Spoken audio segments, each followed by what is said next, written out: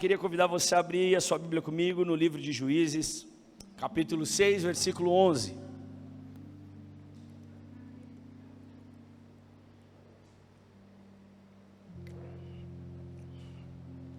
Juízes 6, 11, nós vamos contar a história dos medianitas e nós vamos falar a história de Gideão, um homem que estava fugindo, um homem que estava querendo o perdido. Pode pôr o título aqui da pregação?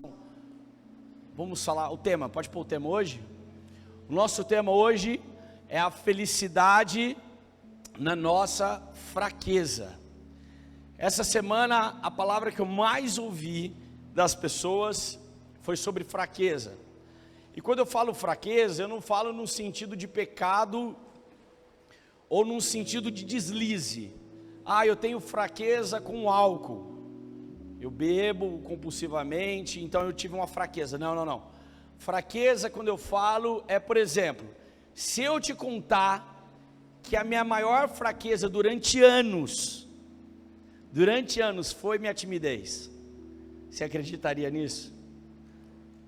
Durante muitos anos a minha timidez, ela foi minha fraqueza, e até hoje eu sou muito tímido, por incrível que não pareça, mas eu sou um cara extremamente vergonhoso, e para chegar aqui, não dá nem para falar subir, mas chegar aqui, para mim é muito complicado às vezes. Então quando eu falo sobre fraquezas, eu falo sobre limitações, e como Deus, Ele pode agir através das nossas limitações. Eu estou lendo a Bíblia NVI, versão NVI, Juízes capítulo 6, versículo 11, diz assim: Então o anjo do Senhor veio e sentou-se sobre a grande árvore de Ofra, que pertencia a Abiezar, Joás, Gideão, filho de Joás. Gideão, filho de Joás, estava malhando trigo em um tanque de prensar uvas, para escondê-lo dos medianitas. Então o anjo do Senhor apareceu a Gideão e lhe disse: O Senhor está com você, poderoso guerreiro. O Senhor está com você, poderoso guerreiro. Senhor, Gideão respondeu: Se o Senhor está conosco, por que aconteceu tudo isso? Onde estão todas as suas maravilhas que os nossos pais contavam, quando dizem: Não foi o Senhor que nos tirou do Egito? Mas agora o Senhor nos abandonou e nos entregou nas mãos de Midian, ou nas outras versões, dos medianitas. O Senhor se voltou para ele e lhe disse: Com a força que você tem, vá libertar Israel das mãos dos medianitas, ou de Midian. Não sou eu quem está te enviando? Senhor, respondeu Gideão, como posso libertar Israel? Meu clã é o menos importante de Manassés, e eu sou o menor da minha família. Eu estarei com você, respondeu o Senhor, e você derrotará todos os medianitas, como se fossem um só homem. E Gideão prosseguiu: Se de fato posso contar com teu favor, dê-me um sinal de que és tu que estás falando comigo. Peço que não vás embora, até que eu volte e traga a oferta e coloque diante de ti. Apenas até aí, feche seus olhos. Pai, nós te agradecemos, Pai, pela tua palavra, nós te louvamos pela palavra que o Senhor nos traz essa noite, e por tudo aquilo que o Senhor quer fazer e falar ao nosso coração. Senhor, que nessa noite o teu Santo Espírito venha fluir de uma forma muito simples, e que nós possamos ouvir a tua palavra, que o nosso coração seja como uma terra boa, e a tua palavra seja uma semente, em nome de Jesus. E toda a igreja diz, vamos aplaudir a Jesus mais uma vez essa noite, amém? Aleluia, obrigado Jesus, amém. A minha pergunta para você nessa noite, para começar essa mensagem, não é qual é a sua fraqueza. Eu acho que todo mundo aqui sabe qual é a sua fraqueza. Mas a minha pergunta para você é: o que você tem feito com a sua fraqueza? Independente se a sua fraqueza é emocional, é uma fraqueza física, é uma fraqueza intelectual, o que você tem feito com a sua fraqueza e na sua fraqueza? Normalmente nós temos desculpa para tantas coisas. Temos desculpa para não acordar pela manhã e fazer um exercício físico, porque sentimos dores talvez no ciático. Temos desculpas para não fazer um regime, porque se eu ficar muito tempo sem comer, ou se eu deixar de comer isso ou aquilo, eu vou passar mal. Temos desculpa para tantas coisas. Essa história conta a história de um cara chamado Gideão. A Bíblia no capítulo 6, se você for ler o capítulo 5, nós vemos uma cantiga de louvor dos israelitas, mas no início do capítulo 6, você vai ver que o texto começa dizendo que o povo de Israel pecou mais uma vez, e o Senhor permitiu que mais uma vez eles fossem perseguidos pelos medianitas. É interessante que se você vai ouvir toda a história do povo de Israel, eles sempre são assim, sempre pedem perdão a Deus, Deus abençoa, Deus faz grandes coisas, e quando estão no ápice talvez da sua fama, do seu momento de glória, pecam novamente, então o Senhor permite que novamente eles voltem ao cativeiro. Foi assim no Egito, foi assim com os medianitas, foi assim em tantos outros lugares que nós vemos na Bíblia. Então aqui nós estamos vendo Gideão, um homem, imagina você um homem, onde o seu povo está escondido nas cavernas, porque no início do capítulo 6 diz que todas as vezes que o povo de Israel plantava, os medianitas eram como se fossem gafanhotos que vinham e destruíam tudo que eles tinham. Tudo que eles tinham eram destruídos. Então eles começaram a se refugiar em cavernas, se refugiar em alguns outros lugares. E Gideão estava malhando trigo, ou seja, amassando trigo, num lugar onde era para se fazer uvas, para se amassar uvas. Gideão estava fazendo isso porque ele tinha medo. Gideão estava tentando fazer o alimento, a farinha para o pão, mas tentando disfarçar que estava fazendo vinho para uma festa, talvez, com medo dos medianitas verem e tomar tudo que eles tinham. Aquele homem estava tentando se disfarçar e correr de algo aonde ele não tinha que temer nada. E aí de repente a Bíblia nos fala que aparece um anjo sentado em uma árvore e diz para Gideão: Gideão, seja corajoso, Gideão, você vai libertar o povo de Israel. Agora imagina você fugindo do inimigo, fugindo daquele que está te perseguindo, e de repente Deus chega para você e fala assim: rapaz, para que você está com medo? Vai lá e liberta geral, vai lá e dá um grito, você vai fazer alguma coisa. E Gideão fala: olha, eu sou o menor da minha família, eu faço parte da menor tribo de Manassés, eu não tenho habilidade nenhuma para libertar um povo. Gideão, a primeira coisa que ele faz, ele reconhece a sua fraqueza. A primeira coisa que nós precisamos entender na nossa vida é: admita a sua fraqueza. Porque quando nós admitimos a nossa fraqueza, a glória do Senhor se manifesta. Quantos estão entendendo essa mensagem nessa noite?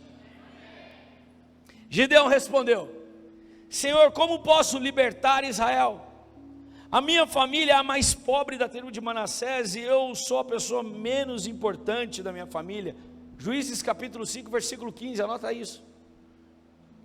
Se você quer ser usado por Deus, a primeira coisa, você deve saber quem Ele é e quem você é.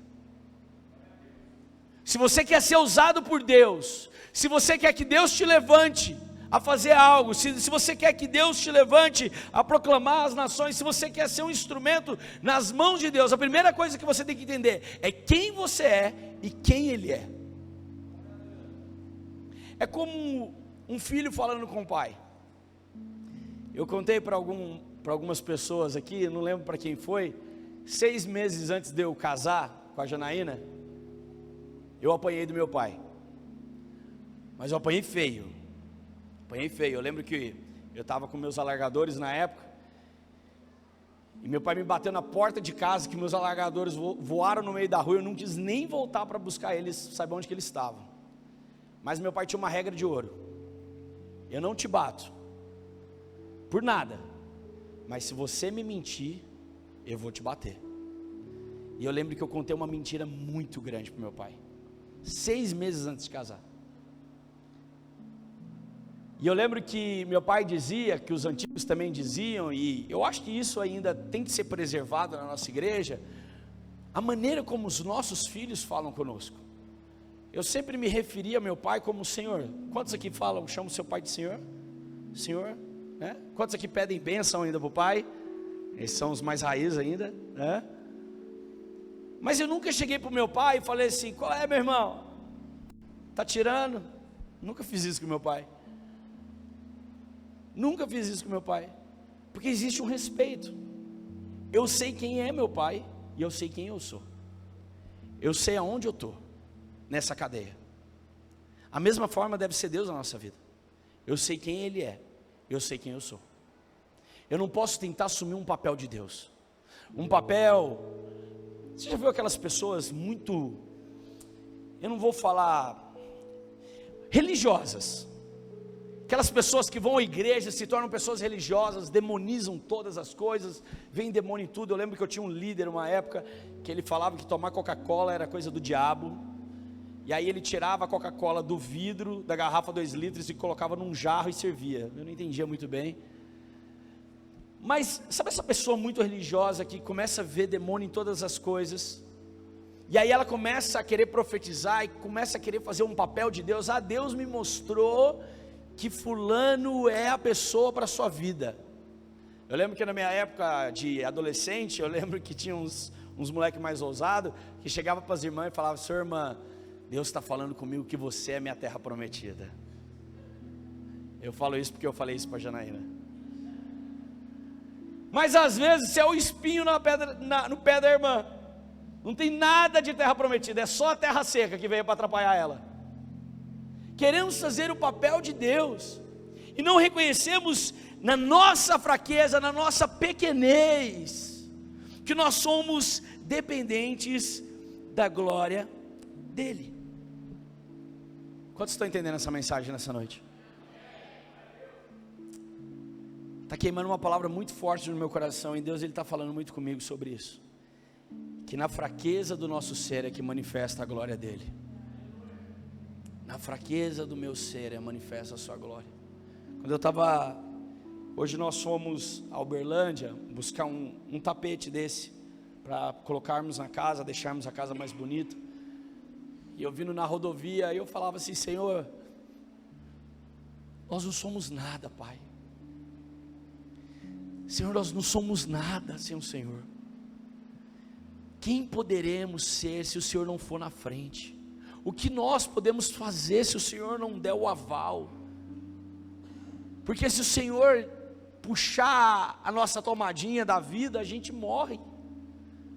Essa semana, uma pessoa que a gente conhecia faleceu, e eu pensei sobre isso. Eu falei: cara, na hora que Deus quiser, Ele puxa a tomada e já era, e não tem o que a gente faça.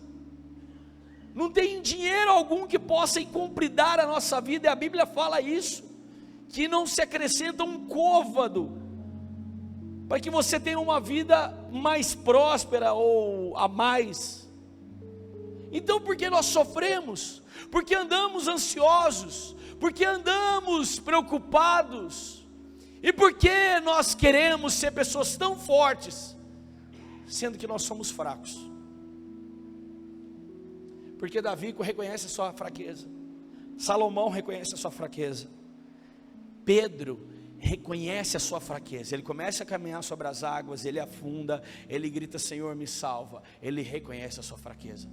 Nessa noite o Senhor te trouxe aqui para que você possa reconhecer a sua fraqueza. Segunda coisa que eu tenho para te dizer nessa noite: aprenda a se contentar na sua fraqueza, ou contente-se na sua fraqueza. Anote isso: contente-se na sua fraqueza. 2 Coríntios capítulo 12, versículo 9 e 10 diz assim: mas ele respondeu, o Senhor respondeu: a minha graça é tudo que você precisa. Amém? A minha graça é tudo que você precisa, pois o meu poder é mais forte quando você está fraco. Portanto, eu me sinto muito feliz em me gabar, o apóstolo Paulo dizendo: portanto eu me sinto muito feliz em me gabar das minhas fraquezas, para que assim a proteção do poder de Cristo esteja comigo. E eu me alegro também com as fraquezas, os insultos, o sofrimento, as perseguições, as dificuldades pelos quais passo, por causa de Cristo. Porque quando perco toda a minha força, então tenho a força de Cristo em mim. Irmão, quando você está achando que você está no final da sua jornada, a força de Cristo vem sobre você. Quando você está achando que você não está conseguindo mais, aí Deus fala assim: não, agora eu vou entrar nessa jogada. Ele é cabeçudo demais, ele estava tentando até agora, e eu só estava te olhando. Agora é minha hora de agir na sua vida. Você estava quebrando a cabeça, tentando fazer cálculo, de onde você ia tirar esse dinheiro, o que você iria fazer, como você ia recuperar sua família, como que você ia chegar até onde você... Agora que você entregou nas minhas mãos, agora é minha hora de entrar em ação. É isso que Deus faz na nossa vida. Porque nós estamos pelejando, nós temos uma tentação diária chamada falta de fé. Essa tentação é diária sobre nós. Por mais que você venha à igreja todos os dias, você é tentado todos os dias também a não crer. Você é tentado todos os dias a duvidar da palavra e da promessa de Deus sobre sua vida. Sim ou não? Porque você vem hoje, você ora, você busca, mas chega amanhã, quando você esbarra em algum problema, você é tentado a não acreditar mais naquilo. Quando eu falo de fraquezas, eu falo sobre assumirmos grandes questões da nossa vida. Talvez você não adore ao Senhor porque você acha que a sua voz não é bonita. Talvez você não cante, você tem medo de cantar na igreja, porque você acha que, nossa, quem está do meu lado, meu Deus, o irmão vai sair correndo, vai querer expulsar, tem coisa ruim aqui. Eu canto no banheiro lá de casa, pastor, mas às vezes Deus quer usar a sua voz para abençoar a vida de quem está do seu lado. Deus quer usar a sua vida para falar do amor dele para o seu vizinho. Deus quer usar a sua vida para que você possa levar o evangelho. Aí você diz: pastor, mas eu sou tímido, eu não sei falar com as pessoas, eu não sei lidar com as pessoas. Pastor, eu sei fazer cálculo, sou bom de cálculo. Chamou eu para fazer cálculo, eu sou bom de cálculo. Que Deus possa se aperfeiçoar naquilo que Ele te deu de talento. Quantos estão entendendo essa mensagem? Gideão na sua fraqueza. Gideão na sua fraqueza. A fraqueza é como um limitador que mostra até onde eu posso ir e até onde a glória de Deus pode ir na minha vida. Gideão, ele tinha uma situação na sua vida que era para uma derrota total. A palavra nos conta que era um soldado para 450 inimigos, se você for ler o texto anterior. Mas de repente Gideão, ele consegue vencer aqueles soldados. Gideão, ele vence essa batalha, porque na fraqueza do ser dele, manifestou a graça do Senhor. Irmão, se nós estamos aqui hoje, foi porque Deus viu a nossa fraqueza. Eu estou falando instituição Casa Voadora. O Senhor, Ele viu a nossa fraqueza, há 6 anos atrás. Ele viu, porque quantas vezes a gente chegou para Deus e falou assim: Deus, a gente não sabe nem se a gente é uma igreja. O que a gente é? A gente é um grupo de amigos? A gente é um grupo de adorador? Não, a gente é uma comunidade. chegamos a essa conclusão, a gente é uma comunidade, então vamos adorar como uma comunidade. E o que a Bíblia fala no livro de Atos dos Apóstolos? Que quando os discípulos andavam como comunidade, repartiam seus bens um para com os outros, e eram abençoados conforme a necessidade uns dos outros. E o que a gente começou a fazer na casa? Começou a abençoar um ao outro. Começamos a andar desse jeito. E nessa fraqueza das pessoas olharem e falarem assim: não, igreja dos malucos, a igreja dos maconheiros gospel. Nossa, casa voadora, que nome de igreja.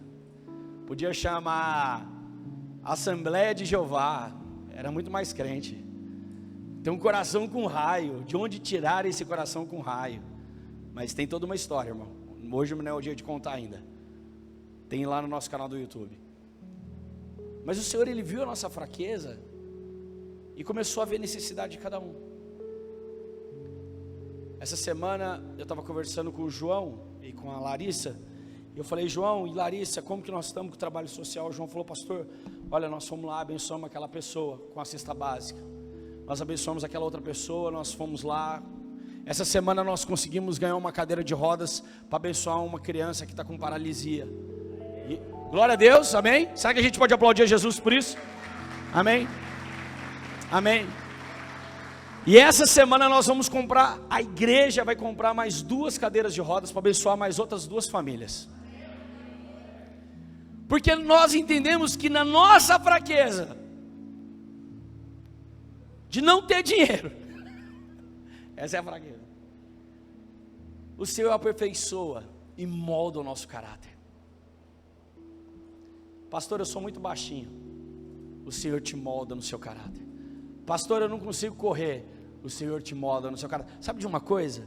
Moisés era gago. Você sabia disso? Sabia? Moisés era gago. Imagina Moisés diante de Faraó. Faraó,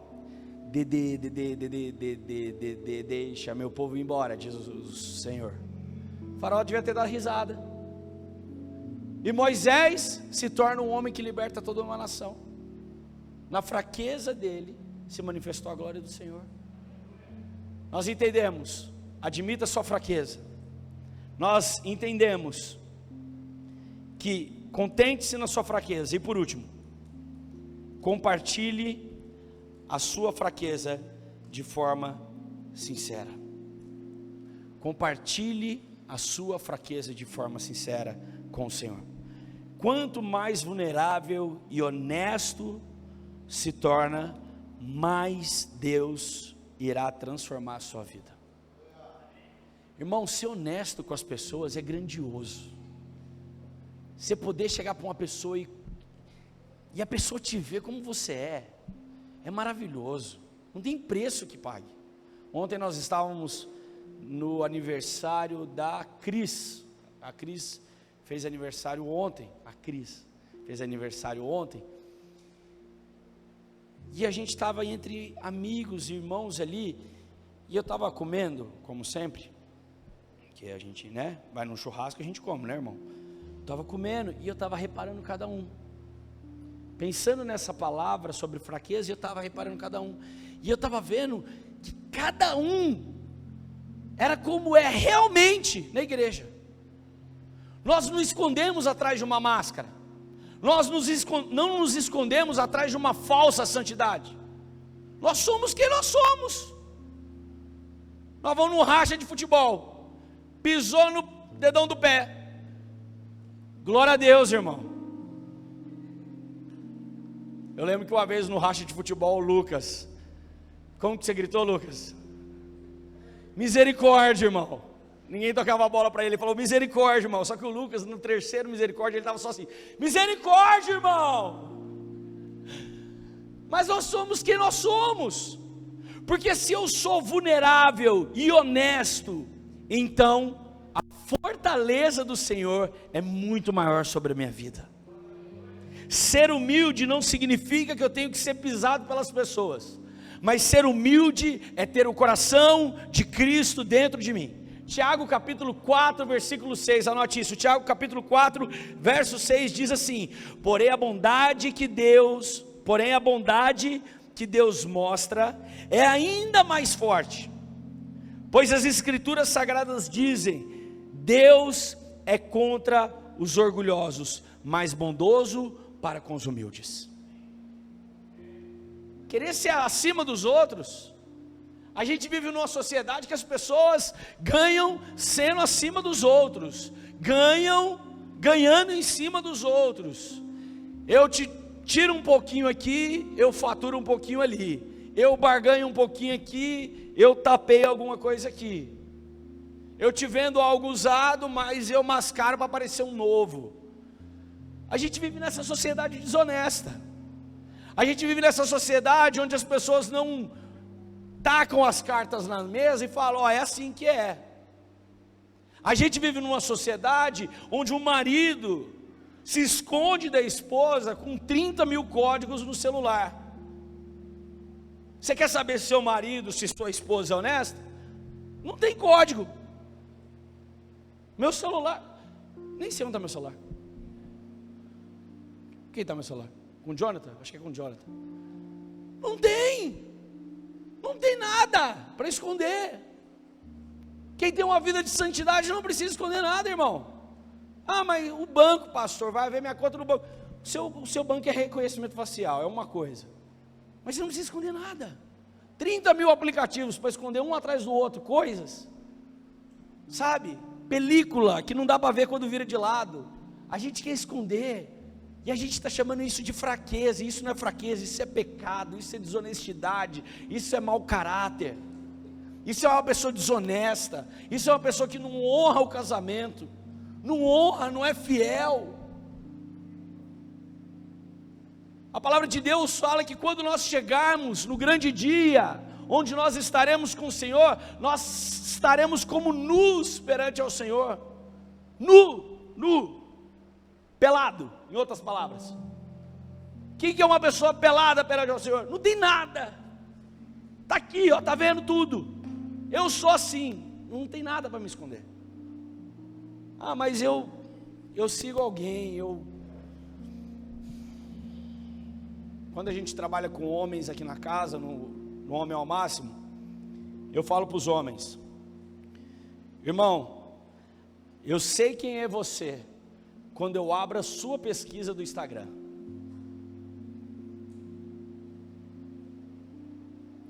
Porque o algoritmo não vai te esconder. Nós temos que parar de chamar de fraqueza aquilo que é pecado. A fraqueza de Gideão era uma limitação, era um medo. Nós temos medo de encarar por causa das nossas limitações. E a minha palavra nessa noite é: as suas limitações não são maiores que o seu Deus. Não tenha medo, irmão. Você está vivendo uma vida de santidade, vivendo uma vida buscando ao Senhor, não tenha medo de encarar o inimigo no fundo dos olhos. Não tenha medo de jejuar e ser respondido pelo Senhor. A minha pergunta para você é: você, diante das suas limitações, você quer influenciar ou você quer impressionar? Porque existe uma diferença, eu escrevi isso. Impressionar você pode fazer à distância. As pessoas podem se impressionar com você à distância, ter uma admiração por você, mas influenciar alguém significa chegar perto. As pessoas poderão ver as suas fraquezas. Quando você segue alguém no Instagram, e eu falo só Instagram porque é a única rede social que eu tenho, mas quando você segue alguém no Instagram, alguém famoso, você vê aquela pessoa no dia a dia dela, né? Migues, estamos aqui na minha casa. Os que eu sigo não são bem assim, são os caras mais, vamos para a câmera de hoje, estou usando esta lente, eu sou mais isso. Mas a maioria do pessoal, está vendo lá, a pessoa famosa, a mulher famosa, tal, aí você descobre uma tragédia, que aconteceu na família dela. Você sabia que o número de visualizações nos stories dessa pessoa disparam 4, 5 vezes mais? Porque as pessoas querem ver como essa pessoa se comporta mediante as fraquezas dela. Porque ter uma vida feliz, sorridente, todo mundo sabe. Todo mundo sabe enganar. Agora vai preso lá para você ver. A mulher que foi presa. Como que vai comportar? Como que vai reagir? O que vai acontecer? Como que vai falar? Como vai se portar? Porque o ser humano é tendencioso a querer saber sobre a desgraça do próximo. Mas Deus, Ele quer transformar suas virtudes, suas limitações em virtudes, para a honra e glória dEle. Seja influente, influencie as pessoas. Eu quero terminar essa mensagem dessa noite dizendo sobre Jacó. Jacó foi um homem, e o nome Jacó, a etimologia da palavra Jacó é manipulador. Manipulador. Jacó, quando nasce, garra no pé do seu irmão Esaú e tenta puxar ele. É uma história até meio cômica, mas Jacó, ele consegue enganar todos da sua família, tomar a bênção do seu irmão. É uma história muito longa, mas é uma história que vale muito a pena você ler num contexto teológico, para que você possa entender toda a história do povo de Israel. Mas Jacó, a Bíblia nos fala que Jacó está deitado e dormindo, e de repente um anjo aparece, e Jacó consegue ver no céu, subir numa escada, subir e descer anjos, de repente Jacó segura um anjo e fala assim: olha, eu não vou te soltar, enquanto você não me abençoar. Um cara manipulador, um cara mentiroso, agora agarra um anjo e fala: cara, eu não vou te soltar, enquanto você não me abençoar. O anjo podia ter tacado um raio na cabeça dele. Mas a Bíblia nos fala que durante muito tempo, Jacó e o anjo lutaram, e houve uma luta brava, ao ponto do anjo deslocar o músculo da coxa de Jacó. E Jacó, durante o resto todo da sua vida, continuou mancando. Inclusive a tradição judaica diz para não comer o músculo da coxa, exatamente por causa dessa história. Mas Jacó, em meio à sua fraqueza, em meio à sua manquidão, se existe essa palavra, ele se torna um homem influente e abençoador, depois de um encontro com o Senhor.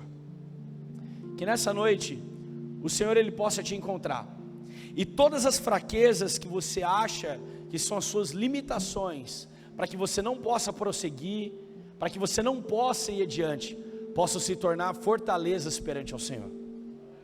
Que o Senhor, Ele possa te fortalecer, mulheres, que o Senhor possa te fortalecer, para que você seja forte e corajosa em todos os momentos. Homens, falo com vocês, que vocês sejam homens de honra, e sejam fortalecidos, para que quando vier o dia mau, você não venha pecar, mas você seja forte no Senhor. Amém?